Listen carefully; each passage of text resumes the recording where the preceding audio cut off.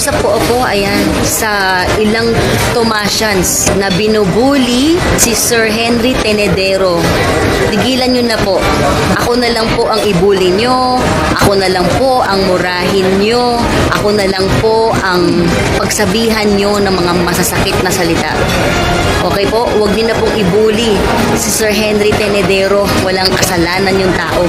Huwag niyo na pong ibuli yung mga opisyal ng Alumni Association. Tama na po. Tapos na po itong issue na ito. Ibinalik na po natin ang award. Kaya po, move on na po tayo. Sana po ay mag-focus na po tayo sa mas mahalagang issue. Maraming salamat po sa mga sumusuporta. Maraming salamat po dahil sa gitna po ng issue na ito ay may mga tao po na patuloy na nagmamahal sa atin at sumusuporta. Maraming salamat po sa inyo. Maraming pong salamat. Hindi po mahalaga sa akin ang anumang award.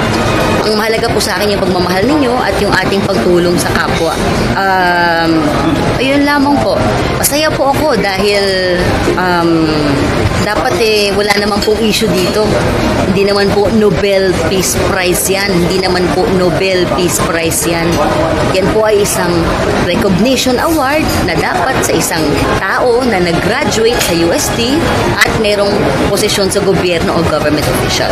Pero inirespeto po natin yung opinion ng Student Council ng UST.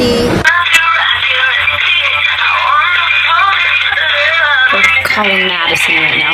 Everybody has these cool bring back things.